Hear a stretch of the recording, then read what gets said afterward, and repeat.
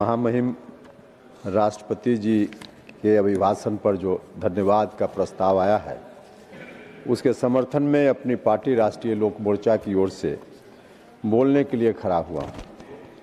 समय तो बहुत कम है, इसलिए बगैर किसी भूमिका के मैं एक दो सुझाव, जो महत्वपूर्ण सुझाव है, सरकार के समक्ष रखना चाहता हूँ। महोदय, महामहिम ने अपने भाषण में इन शब्दों को, इन पंक्तियों को उद्धृत किया है। उन्होंने कहा, अतीत के क्षणों को याद करते हुए जब देशवासी अतीत के ऐसे महान पड़ावों और अपने पूर्वजों के महान योगदान को याद करते हैं तो नई पीढ़ी को प्रेरणा मिलती है। ये प्रेरणा विकसित भारत की ओर हमारी यात्रा को गति देती है। महोदय, महामहिम ने इन पंक्तियों के माध्यम से हमें संदेश दिया है। हम जब विकसित भारत की बात करते हैं, विकसित भारत की ओर प्रस्थान की बात करते हैं और इस संदर्भ में अपने अतीत को याद करते हैं, तो हमें स्वाभाविक रूप से इतिहास का वह कालखंड, हम जहां भारत को ले जाना चाहते हैं, हमारे प्रधानमंत्री जी जहां भारत को ले जाना चाहते हैं, हम इसको जब अतीत के आईना से देखते हैं तो हमें भारत का वह कालखंड याद आता है जब इस देश को स्वर्ण काल कहा जाता था। वह कालखंड स्वर्ण काल के नाम से जाना जाता था। सोने की चिड़िया इस देश को कहा जाता था।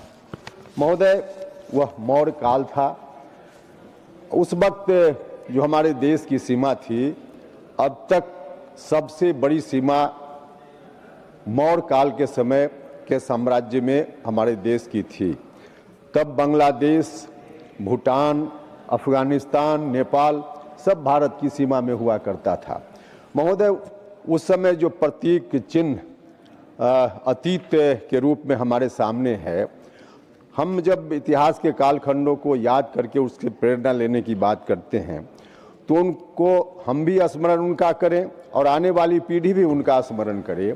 इसके लिए हमारी ड्यूटी बनती है, हम सब की ड्यूटी बनती है कि उन कालखंडों पर जो धूल पड़ा है उसको हम झाड़ें, पोछें, उसको साफ करें, उसको जीवंत बनाने का काम करें। और इस दृष्टि से वह जो साम्राज्य चलता था, मौर्य काल का साम्राज्य चलता था, उसकी राजधानी पाटलिपुत्र हुआ करती थी, जो आज पटना के नाम से जाना जाता है। पाटलिपुत्र जब हम कहते हैं तो हमारा सीना चौड़ा होता है, हम गर्व महसूस करते हैं, हम प्राउड महसूस करते हैं। इसलिए हम सरकार से आग्रह करना चाहते हैं कि कालखंड में, कालांतर में, जो शुरुआत में उस समय साम्राज्य जब मौर्य का था, तब जो पाटलिपुत्र नाम से वह राजधानी जानी जाती थी, उस राजधानी का नाम बाद में पटना हो गया। पटना का नाम बदल करके फिर से पाटलिपुत्र किया जाना चाहिए। सरकार से को मैं यह सुझाव देना चाहता हूं। महोदय, यह संभव है, इसलिए भी संभव है कि देश में कई शहरों के, महानगरों के नाम बदले गए हैं, जिसमें कलकत्ता का नाम कोलकाता, उड़ीसा का नाम उड़ीसा, बम्बई का नाम मुंबई जब हो सकता है तो पटना का नाम पाटलिपुत्र क्यों नहीं हो सकता है। इसलिए मैं सरकार से आग्रह करना चाहता हूं कि पटना का नाम पाटलिपुत्र किया जाए, ताकि अतीत का जो वह क्षण था उसको हम महसूस करें और उसको महसूस करते हुए हम नए भारत के निर्माण की ओर प्रस्थान करें। तो यह मैं सरकार से सुझाव देना चाहता हूं।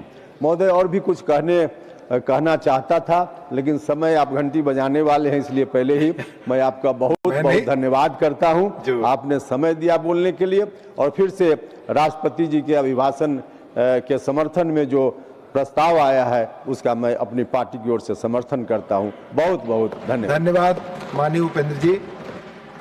माननीय सदस्यगण, अब motion of thanks on president address.